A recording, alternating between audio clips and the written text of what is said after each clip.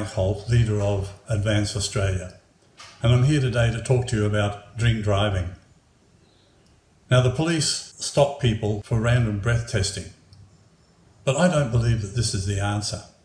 Surely it would be better if the police were to stand outside pubs and clubs and stop people who are obviously drunk as they come out, breath test them, and then if they are over the limit, put them into a taxi or a bus or somebody's car so that they can get home safely. Or even better, couldn't we give them good driver education before they get their license? And let's take people to a hospital to see the victims of car crashes before they get their license. I can tell you, seeing the horrific injuries would scare most people into driving carefully. Don't you agree? So is it our duty to stop for an RBT?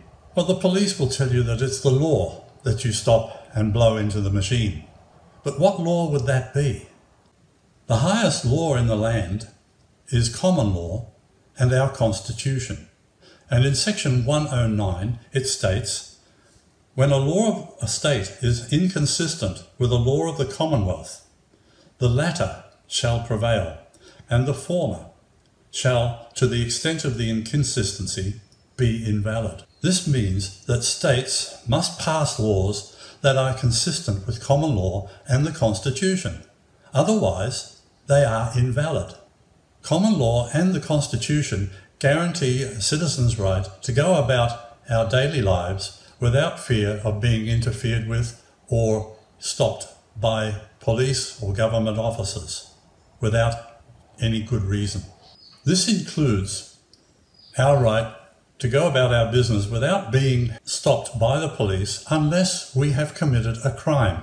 That is the only time the police can stop you. So any state act, including the Road Safety Act, must be passed by a referendum of the people, and it must have royal assent. Does the Road Safety Act have that?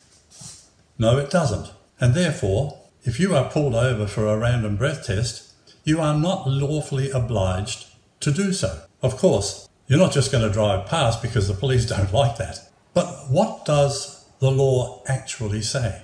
The full bench of the Northern Territory Supreme Court ruled in Regina versus Banner in 1970, VR 240, at page 249, that police officers have no power whatever to arrest or detain a citizen for the purpose of questioning him or of facilitating their investigations without due cause to suspect that the person they are detaining has committed a crime. So if you haven't committed a crime and you know that the police have no due cause to suspect you of committing a crime, you are not lawfully obliged to stop. In another case, Justice Stephen Kay in the Melbourne Supreme Court on the 25th of November 2011 ruled that it is an ancient principle of the common law that a person not under arrest has no obligation to stop for police or answer their questions.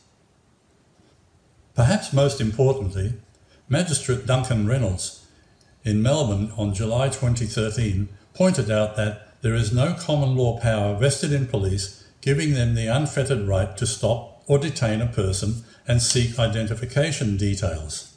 Nor is Section 59 of the Road Safety Act a statutory source of such power. Now, this last statement is extremely important because it states that the state's road safety acts were never voted on by we the people in a referendum, and the acts, therefore, are not lawful acts that we must obey. So what can we do if we are pulled over by the police for an RBT, or even for a random check as we're walking down the road or just standing around?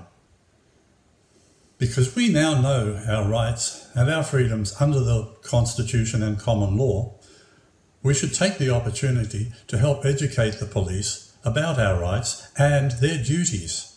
When you're pulled over for an RBT, the first thing you should do is make sure all your windows are wound up, except for the driver's window, which you keep open just wide enough to be able to pass documents through, and lock your car doors.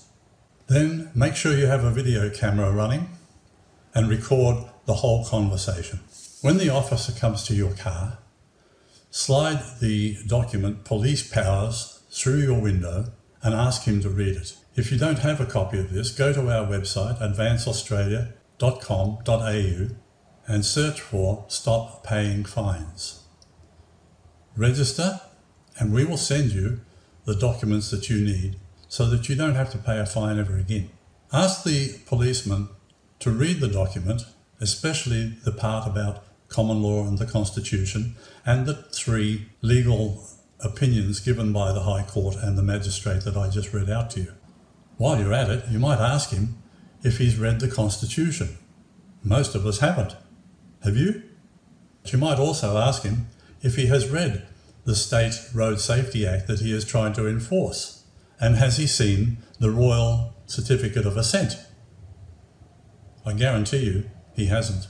Next, ask the policeman if you have committed a crime. Of course he will say no, to which you reply, "Am I free to go?" Yeah, we can ask you. I don't think you can ask me. I think you need reasonable cause to do so, and you cannot exercise your powers to stop and detain me unless you have reasonable cause to do so. So what is that reasonable cause, sir? We're not detaining you. You are detaining me. You are detaining me. Am I free to leave or am I under arrest? No, you're not under arrest. Well, hand my driver's license back if you do not have reasonable cause to detain me, because you've detained me for the better part of 10 minutes now on camera. 10 minutes? I don't think so. Now this is where it will get interesting, because the police has been taught to do certain things a certain way, and he will expect you to obey him, even though you are not lawfully required to. So he will tell you that you must first blow into the bag, and that it is an offence to refuse. What you do from now on is up to you. You can tell him that you refuse to because it is not a lawful command, and you ask him again, "Have I committed a crime? And am I free to go?" He will bluster and try to bully you and threaten you with being arrested, but you can stand firm. You have not committed a crime. He has stopped you unlawfully, and therefore you do not have to comply. If he continues to do this, then he obviously does not understand the law. You could point him back to the document that you handed him, Police Power. If you continue to ask him if you have committed a crime and whether you may go, he probably will start to get very frustrated, and he will demand that you open the door or wind down the window further. Again, you are not obliged to obey. It is not a lawful command. Your car is just as much your personal property as your house, and he has no right to trespass. If he attempts to open your car or window, then that is trespass and an offence under the law. You should warn him of this. Now you may continue to state that you have not committed a crime and ask to leave for as long as you like. Some policemen may just get frustrated with you and say, "Get going," but it is likely that most policemen will find it an affront to their authority that you are questioning them, and therefore they will start to threaten you. Some policemen may even threaten to break the glass on your car, and some may even do so. That, again, is trespass and breaking and entering. Make sure you're filming it, because you will be able to press charges later on. If you are arrested, stay calm, do not shout or resist, and do not say a word. Ask to call your lawyer as soon as possible. And until the lawyer arrives, keep your mouth shut and say nothing. Anything you say can and may be used in evidence against you. So the best policy is always to say nothing to the police. Their job is to try and trip you up, and they will try and engage you in conversation so that they can trip you up and make you incriminate yourself. Don't be silly. Why should we inform the police that they are acting unlawfully and stopping us for an RBT, or even just stopping us on the street for no good reason? Because if we allow the police to override our constitutional and common law rights, they will think that it is okay to do so. You have certain rights guaranteed to you by common law and the Constitution. Don't ever give them up, because once you give them up, it's much, much harder to get them back. So if enough of us start telling the police what your rights are and their duties under the Constitution and common law, they might start to think about it. We may even start forcing the police to review their methods. and start implementing methods that actually serve we the people. As I said at the beginning of this video, surely it is much better that they stop drunk drivers before they get into a car. So my message to everyone is, go in peace, drive safely, do not drink and drive. And if you are stopped, help us protect our rights and freedoms by informing the police of their unlawful behaviour.